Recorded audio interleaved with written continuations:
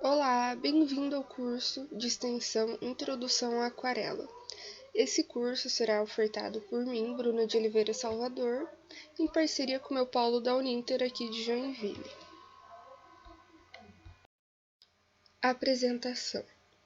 Sou estudante de licenciatura em Artes Visuais no Centro Universitário Internacional Uninter e, em parceria com o meu polo de apoio da cidade de Joinville, Santa Catarina, apresento a vocês esse curso Introdução à Aquarela, onde irei ensinar a técnica de pintura. O curso será composto por carga horária de 6 horas, sendo 6 aulas com conteúdos gravados e postados na plataforma de vídeos YouTube. Agora irei apresentar a vocês o cronograma do curso. Aula 1, atual, Teoria da Aquarela e Materiais. Nessa aula, vamos compreender um pouco mais da história da técnica da aquarela, assim como os materiais a serem usados. Aula 2, Teoria das Cores e Técnica Mista e Seca. Nessa aula, vamos conhecer sobre a teoria das cores e o círculo cromático. Aprender sobre as técnicas mista e seca da aquarela. Aula 3. Experimentando texturas.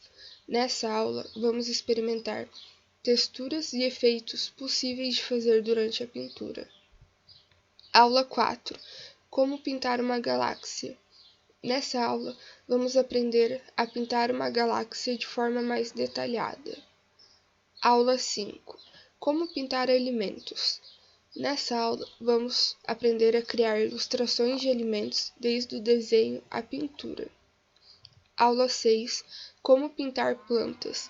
Nessa aula, vamos aprender a criar ilustrações de planta, desde o desenho à pintura.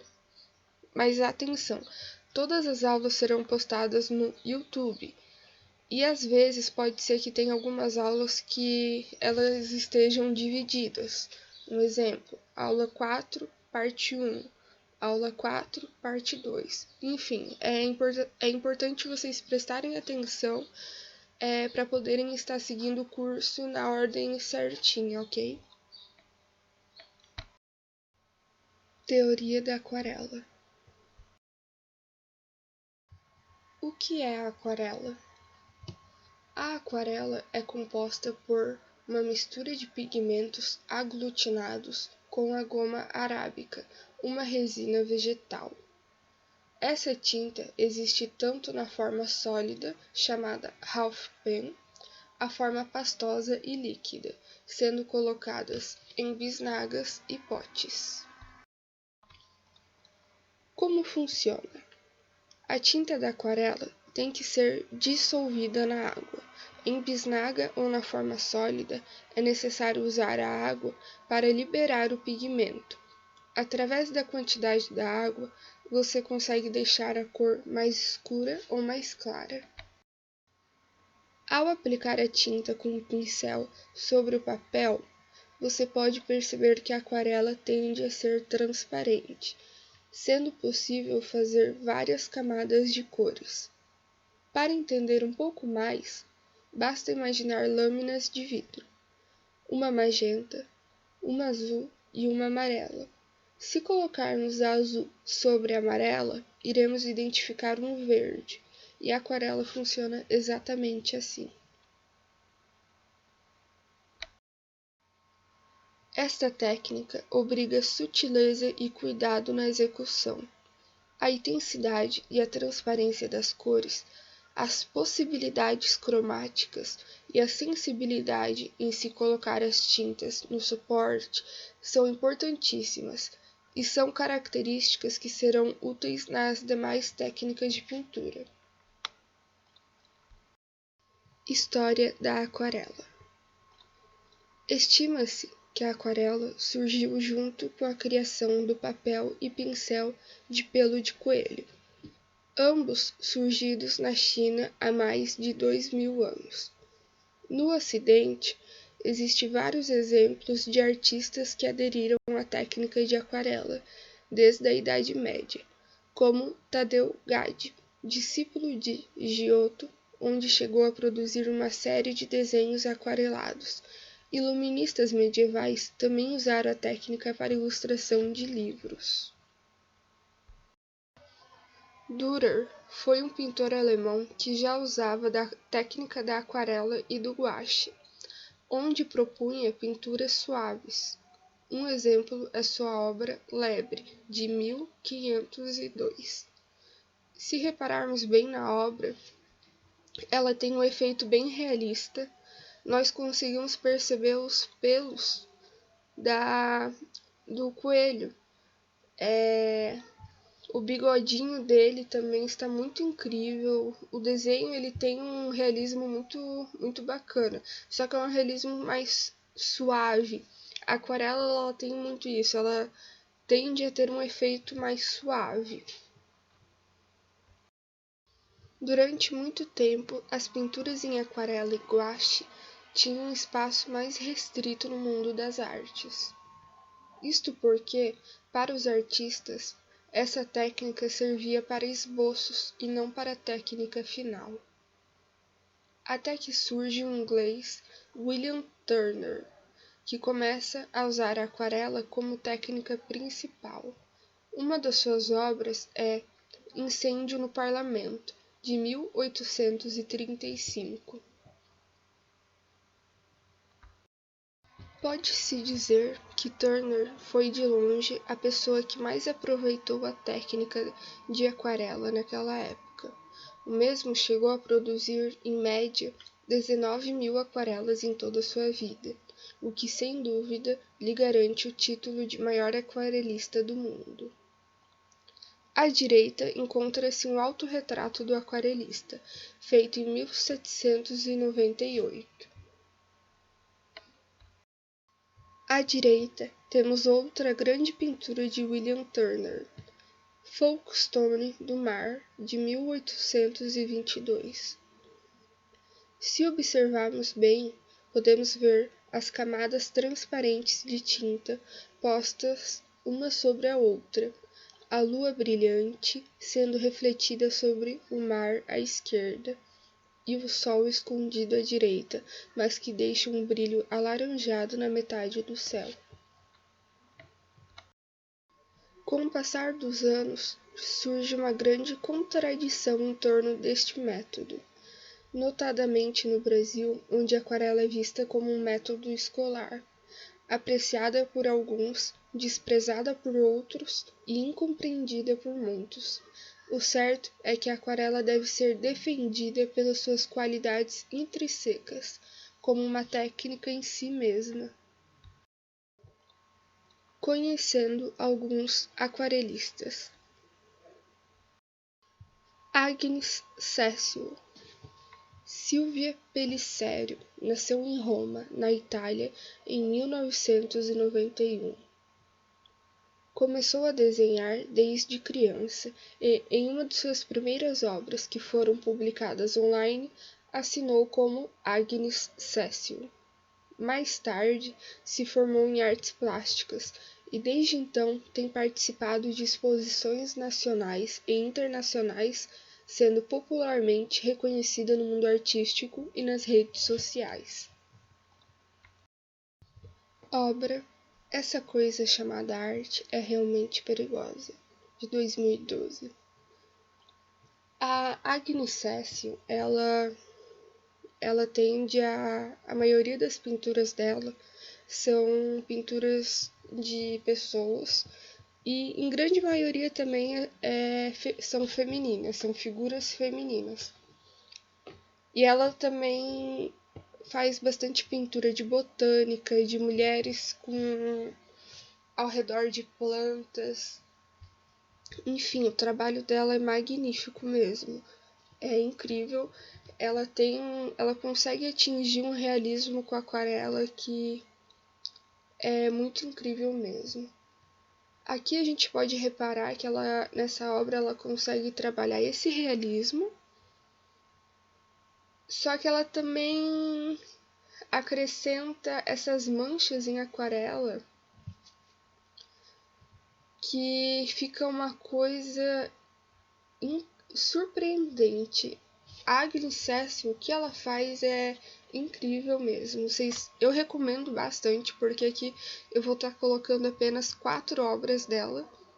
Só que eu recomendo muito que vocês entrem no site dela, ela tem um site, e olhem o portfólio dela. O portfólio dela é incrível. Ela é uma artista que eu me inspiro muito, e ela tem um trabalho impressionante mesmo.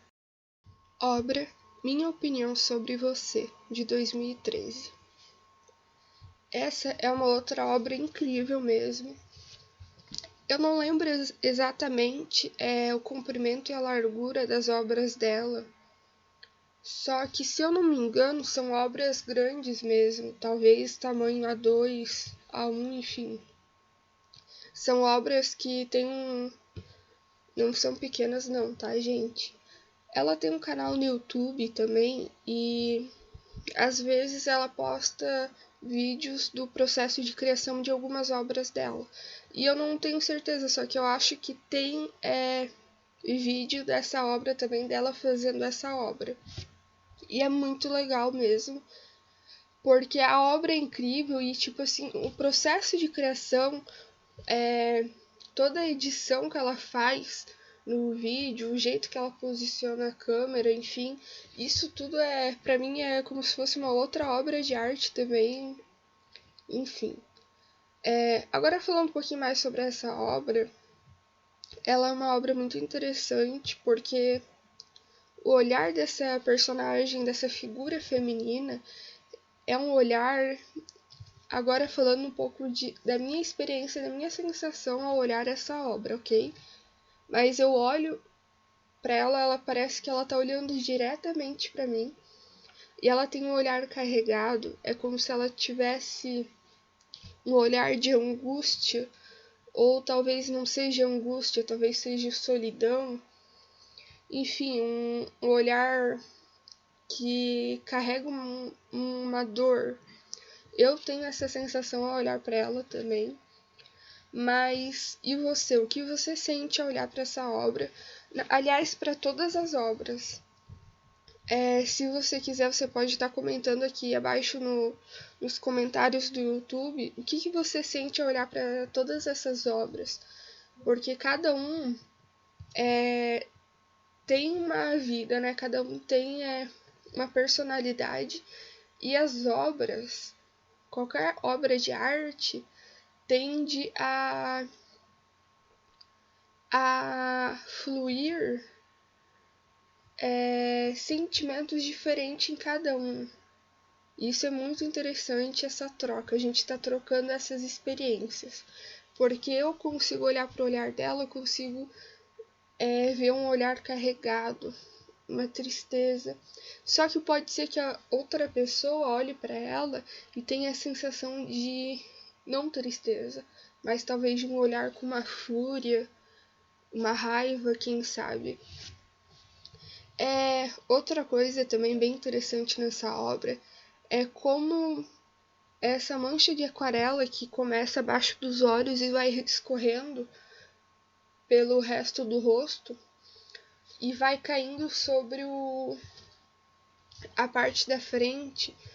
E aí a gente pode fazer perguntas, a gente não vai ter a resposta, é claro. Só que por que ela fez assim? Por que ela escolheu essas cores mais pastéis? Por que tem esse azul e esse rosa? Enfim, tipo, são perguntas que é bacana vocês fazer. Você pode estar procurando a resposta, você pode, tipo, tentar você mesmo responder as suas perguntas quanto à obra. Enfim, é uma coisa bem bacana de se fazer, ok? Essa obra é de 2013. Gente, eu não sei ler o nome dessa obra, ok? Só que o nome tá aqui, caso vocês queiram pesquisar, enfim. Essa obra, ela também tem um realismo muito bacana. E uma coisa que vocês podem reparar é como ela contrasta. Ela desenha a personagem, a figura feminina, e essa figura feminina, ela tá bem realista. o olhar, a cor da pele, o nariz, a boca, a bolha na boca dela também tá bem realista. Só que uma coisa que eu acho muito bacana nessa obra, não só nessa, mas em outras obras que ela também faz isso, é como ela contrasta a pele com o preto. Porque se vocês repararem, o cabelo da personagem, ele tem uns fios ali, só que ele não tem luz. E o cabelo, ele não vai ficar assim. Se você tirar uma foto do seu cabelo, se você caso tenha um cabelo preto, vai ter, você vai conseguir ver a luz do cabelo, os fios, enfim. E nisso não, ela não faz isso, ela apenas coloca uma cor preta e pronto. E isso é muito bacana porque dá um contraste muito incrível, igual na outra obra também que ela fez. Que na outra obra ela colocou uma blusa, como se a personagem estivesse com uma blusa totalmente preta. Só que qualquer objeto, qualquer coisa que seja preto, tem que ter uma textura, uma luz. O objeto não vai conseguir ser 100% preto, gente. E na blusa não tem essa textura, os fiozinhos, enfim, é só o preto mesmo. E no cabelo dessa personagem também é só o preto. E isso é muito bacana, isso dá um efeito muito legal. Obra Crescendo em Direção ao Sol, de 2016. Essa obra aqui, se vocês repararem, ela já é bem diferente das outras duas. E aqui que eu falo para vocês que ela trabalha botânica também. É pintura de botânica. Ela pinta bastante planta, traz bastante isso, sabe, para suas obras. Essa daqui a gente já não tem o preto contrastando. O cabelo, ele tá também realista. Ele tá com umas mechas mais escuras, outras mais claras. Você consegue perceber os fios do cabelo. E essas plantas sobre o corpo da personagem tá muito incrível. Aqui nessa pintura ela trabalha muito bem também a mancha da aquarela, essa rebeldia que a aquarela tem. Vocês conseguem compreender? É uma coisa que mais pra frente no curso, quando a gente estiver mais nas práticas, vocês vão começar a perceber que a aquarela ela tem essa rebeldia, sabe? Ela tende a ser uma tinta que ela age como ela quer. É claro que eu vou estar passando algumas dicas também para vocês conseguirem controlar uma coisa ou outra, sabe? Mas enfim, essa pintura também é muito incrível. Tem um realismo muito lindo mesmo. Obra A Ascensão, de 2017. Essa obra ela é bem diferente das outras. Ela tem só a cor vermelha mesmo. A artista trabalha só com a cor vermelha. Ela consegue trabalhar luz e sombra, isso é uma coisa muito incrível, apenas com a cor vermelha. Você consegue perceber o cabelo ele tá bem mais escuro do que a região do braço. Outra coisa interessante também é que parece que a artista pegou o papel e a tinta e começou a desenhar sobre o papel com a tinta já, não parece que ela fez um esboço a lápis. Parece que ela apenas pegou o pincel, mergulhou o pincel na cor vermelha, na aquarela vermelha, e foi fazendo o desenho. Se vocês repararem, a mão da personagem feminina, a mão que está acima da cabeça, os contornos dos dedos não são feitos a lápis ou com preto, enfim, são contornos feitos com o vermelho, o próprio vermelho. E ela também usa muito das manchas da aquarela. No rosto da personagem, você não consegue ver os olhos da personagem, porque só tem uma mancha. E isso também é muito incrível. Não esqueçam de deixar nos comentários qual foi a sua sensação diante dessa obra. O que essa obra transmitiu para você, o que você sentiu ao olhar essa obra, ok? Se ficar um pouco melhor para vocês podem estar pesquisando essas obras no site dela para conseguirem ver em tamanho maior, enfim, poder dar zoom em certas partes para poder entender um pouquinho mais toda a obra em si, ok? Agora iremos conhecer outro grande artista, Thierry Duval. Interessado pelo mundo artístico desde criança, em 1982 se formou em artes decorativas. Nos anos seguintes, trabalhou em publicidade em Paris. Nos anos 90, através de um pedido de um restaurante italiano, fez cópias em pastel de pinturas do artista renascentista Rafael, e assim adquiriu grande gosto por mestres da pintura. Suas pinturas são, em maioria, de cenas urbanas de Paris ou Veneza. Elas têm um hiperrealismo que se parece mais com fotografias do que pinturas. Agora iremos conhecer algumas obras dele. Eu não consigo pronunciar o nome das obras dele, mas o nome vai estar aparecendo aí na tela para vocês, caso vocês sintam vontade de pesquisar as obras, enfim. Ele tem um site próprio dele e através desse site você pode encontrar o portfólio dele.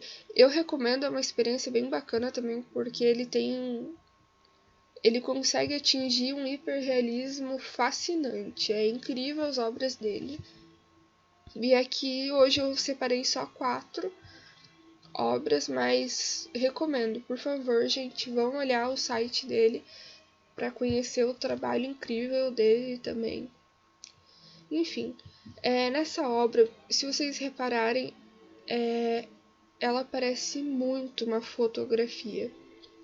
Isso é uma coisa que eu fico impressionada toda vez que eu olho as obras dele, porque às vezes eu tô no meu Instagram e eu tô passando o dedo assim, rolando a página, e às vezes aparecem algumas obras dele e eu olho de relance e eu penso que é uma fotografia, eu penso, nossa, que foto legal, que lugar bonito. Só que aí eu paro pra ler a legenda das fotos e aí eu penso, ah não, é o Thierry, é uma pintura, provável que seja uma pintura, e realmente é incrível, sabe?